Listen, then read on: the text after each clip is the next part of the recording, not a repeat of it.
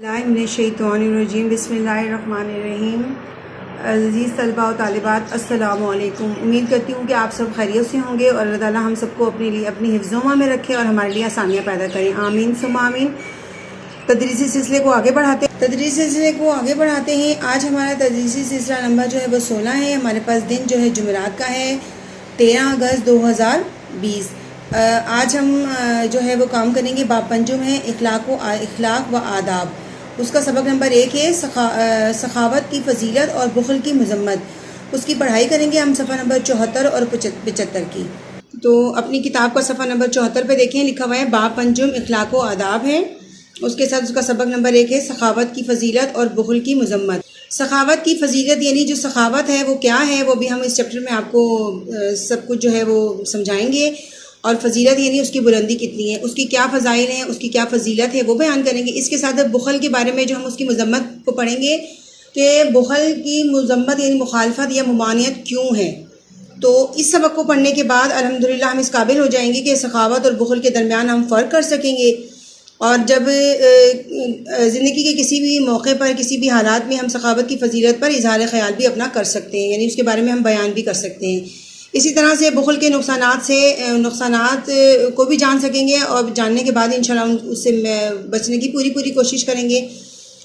बुखल की मजम्मत कर सकेंगे, बता सकेंगे किसी को भी, या हम ख़ुद भी जिन चीज़ों अगर हम इसमें शामिल होते हैं या अगर हमसे इस तरह का कोई काम सरजद होता है तो हम उसकी मजम्मत कैसे करेंगे, ये हम इस सबक में इंशाल्लाह पढ़ने के बाद काबिल हो जाएंगे।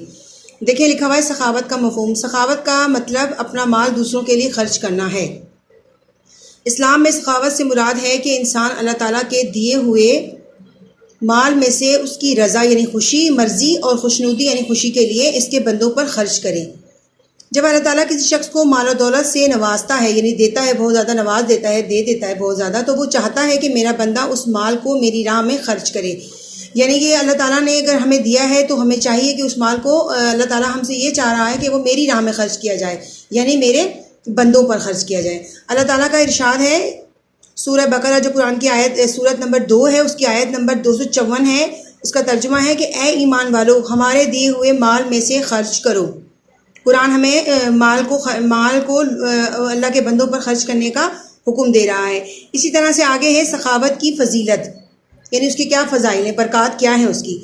कुरान और हदीस में सखावत की बहुत ज़्यादा फजीलत बयान की गई है। उसे अहले ईमान यानी ईमान वालों की ख़ास सिफ़ात में शुमार किया गया है, यानी गिना गया है। और वो सिफ़ात जो है वो सिफ़त की जमा है, खूबियों के मायनों में आती हैं।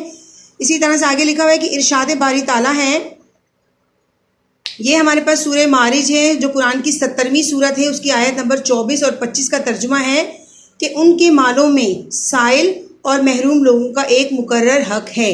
साइल मतलब मांगने, जो फ़कीर फ़ुकरा वगैरह को कहते हैं वो, और महरूम जिनके पास चीज़ें मौजूद ना हो, यानी जो लोगों को ज़रूरत है।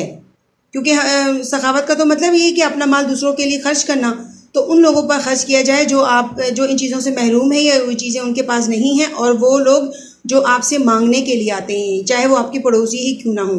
कुरान मजीद में नेकी को इख्तियार करने का एक रास्ता सखावत ही को करार दिया गया है, यानी नेकी है। सखावत करना यानी अपना माल दूसरों के लिए खर्च करना, इसको नेकी में शुमार किया जाता है। अल्लाह ताला का इरशाद है सूरह आल इमरान जो कुरान की 3री सूरत है, उसकी आयत नंबर 92 का तर्जुमा है कि तुम हरगिज़ नेकी की हकीकत को नहीं पा सकोगे, यानी हकीकत तक तो तुम पहुँच ही नहीं सकते, यानी नेकी तुम्हारी उस वक्त तक पूरी नहीं हो सकती जब तक कि तुम अपनी महबूब चीज़ अल्लाह की राह में खर्च ना करो।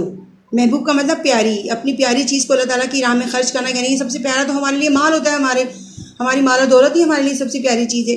तो उसको अल्लाह की राह में खर्च करेंगे तो हम नेकी की हकीकत को पा सकेंगे, अदरवाइज़ ये मुमकिन नहीं है। इसके बाद लिखा हुआ है कि सखावत करने के बहुत से तरीके हैं। मसलन फ़ुकरा और मसाकीन को खाना खिलाना, यानी जो लोग गरीब हैं उनको भी और जो लोग बेसहारा हैं उनको भी खाना खिलाना। यतीमों जिनके सरों पर उनके किफ़ायत करने वालों का साया ना हो, बेवाओं जिनके घरों की किफ़ायत के लिए उनके सरों पर उनका शौहर या भाई वगैरह शौहर ना हो। इसी तरह से गरीब और गुरबा हैं जिनके पास आमदनियाँ कम है और अखराजात ज़रा ज़्यादा है। इसी तरह से मोहताज जो ज़रूरतमंद हैं उनकी मदद करना और उनकी ज़रूरियात पूरी करना। आम लोगों की सहूलत यानी उनकी भलाई के लिए और सहूलत के लिए, उनको आराम पहुँचाने के लिए रफ़ाए आमा के मुख्तलिफ काम करना। रफ़ाए आमा यानी आम लोगों की फ़लाह व बहबूद के लिए किए जाने वाले काम को रफ़ाए आमा के काम कहते हैं। اور نادار طالب علموں کے تعلیمی اخراجات برداشت کرنا وغیرہ۔ نادار طالب علم وہ ہوتے ہیں جن کو ضرورت ہوتی ہے، جن کے پاس کتابیں، کاپیاں یا یونیفارم کے لیے جو ہے اخراجات نہیں ہوتے یا وہ تعلیمی اخراجات برداشت نہیں کر پاتے، ان کے لیے۔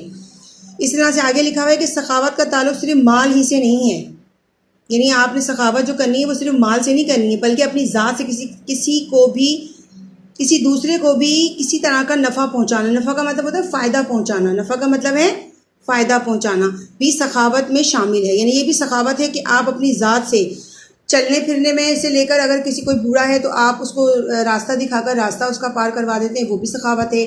کسی کے اگر کندھے پر بہت زیادہ بوجھ ہے کسی سامان کا، آپ وہ بوجھ اٹھا کر بھی اس کی مدد کر سکتے ہیں۔ بحیثیت طالب علم جو ہے وہ اپنے علم سے دوسروں کو فائدہ پہنچا سکتے ہیں، یہ سب سخاوت کے زمرے میں آتی ہیں۔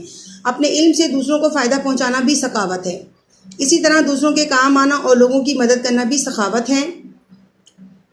اچھا، اس کے بعد لکھا ہوا ہے کہ سخاوت کرتے ہوئے دکھاوا اور نمائش نہیں ہونی چاہیے یا نہیں کرنی چاہیے۔